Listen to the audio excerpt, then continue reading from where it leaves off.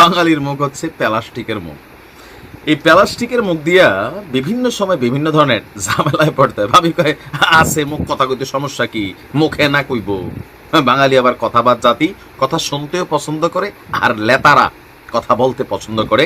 বাস্তবায়ন যাই হোক, গতকালকে আমাদের জাতীয় নাগরিক পার্টি এনসিপির যিনি একজন প্রভাবশালী নেতা, সাগর পাড়ে বসে চিন্তা করেন দেশ কিভাবে চালাবেন, সমুদ্রের ঢেউয়ে যিনি ফিলোসফি খুঁজে বেড়ান, অবশেষে তিনি একটা ফিলোসফি খুঁজে পেয়েছেন যে ডক্টর মোহাম্মদ ইউনূস যেদিন তিনি ঘোষণা করলেন যে ফেব্রুয়ারির প্রথম সপ্তাহে নির্বাচন হবে, সেই দিন সাগর পাড়ের হাওয়া খাইতে খেতে গিয়া হঠাৎ করে ওনার ফিল হলো না এটা তো হইতে দেওয়া যাবে না, যার কারণে তিনি গতকালকে বললেন যে ফেব্রুয়ারিতে নির্বাচন হবে না। আর হইতে গেলে ডক্টর মোহাম্মদ ইউনূসকে ঐশ্বরিক ক্ষমতা আনতে হবে নিজের শরীরে, যে মরা মানুষ জিন্দা করতে হবে, যার হাত নাই তার হাত লাগাই দিতে হবে। এখন এই যে তার বক্তব্যে ডক্টর ইউনূস কি ভাবছেন, এই মুহূর্তে ডক্টর মোহাম্মদ ইউনূস মালয়েশিয়াতে সফররত আছেন। নাসিরউদ্দিন পাটোয়ারি যখন কথা বলে, এনসিপির কিছু নাগরিক বা ফলোয়াররা শুনে বা আমরা শুনি, বাংলাদেশের মানুষ কম বেশি। ডক্টর ইউনূস যখন কথা বলে সারা পৃথিবী শোনে। তাও কোথায় গিয়ে বলে? মালয়েশিয়াতে গিয়ে যখন তিনি তার বন্ধু বা মালয়েশিয়ার প্রধানমন্ত্রীর সামনে সেখানে বাংলাদেশের নির্বাচন নিয়ে কথা বলছে, তাহলে বুঝতে হবে বাতিজা নাসিরের জন্য ডক্টর ইউনূসের একটা বার্তা চলে আসছে। ফেব্রুয়ারির মাঝামাঝি সময়ে জাতীয় নির্বাচনের জন্য বাংলাদেশ প্রস্তুত। আর অন্তর্বর্তী সরকারের প্রধান উপদেষ্টা ডক্টর মোহাম্মদ ইউনূস তিনি এই কথা কোথায় গিয়ে বললেন? মালয়েশিয়ার প্রধানমন্ত্রী ওনার বন্ধু আনোয়ার ইব্রাহিমের সাথে যৌথ ব্রিফিংয়ে আপনার যে বৈঠক হয়েছে, এই বৈঠক শেষে তিনি এই তথ্য দিয়েছেন। বলছেন 2026 সালের ফেব্রুয়ারি মাসের মাঝামাঝি জাতীয় নির্বাচনের জন্য বাংলাদেশ প্রস্তুত। আর এ সময় তিনি আপনার আরও বিভিন্ন বিষয়ে মালয়েশিয়া তিনি যে সফরে গিয়েছেন সেখানে আরও গুরুত্বপূর্ণ ইস্যুগুলো নিয়ে আলোচনা করেছেন।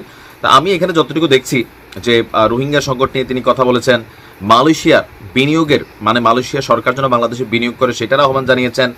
আর 5টি সমঝোতা স্মারক এবং 3টি নোট বিনিময় স্বাক্ষর হয়েছে। আর প্রথম দিনেই আমরা দেখলাম যে এই সমঝোতা স্মারক স্বাক্ষর হলো। নির্বাচন নিয়ে ডক্টর মোহাম্মদ ইউনূসের এই দেওয়া বক্তব্য দেশের মিডিয়াতে বসে বলা এক কথা, আর আন্তর্জাতিক মিডিয়াতে গিয়ে তিনি যখন কথা বলছেন এটা ফলাও করে সারা পৃথিবীতে ছড়িয়ে যাচ্ছে। আর যদি ফেব্রুয়ারিতে নির্বাচন না হয়, ডক্টর ইউনূসের প্রতি এই মুহূর্তে মানুষের ন্যূনতম যে আস্থা আছে সেটা থাকবে কিনা? বিএনপি যদি মোড় নেয় বা একটা গৈর দেয় এই মুহূর্তে, সেই গৈরটা ডক্টর মোহাম্মদ ইউনূসের সরকার নিতে পারবে কিনা? আর আমরা বাংলাদেশে যেটা দেখি যে মোটামুটি যে গরম হয় সরকার তার পক্ষেই নরম হয়।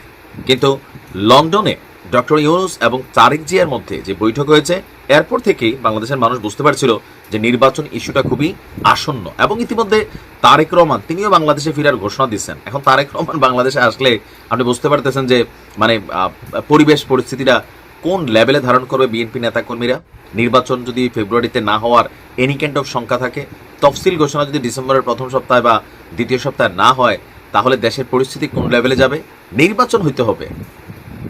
এবার নির্বাচন সুষ্ঠু কতটুকু করার জন্য যা যা দরকার প্রত্যেকটা রাজনৈতিক দলকে একত্রিত হইয়া এই সিদ্ধান্ত নিতে হবে যে সুষ্ঠু একটা নির্বাচন যেখানে মানুষ ভোট দিতে যাবে।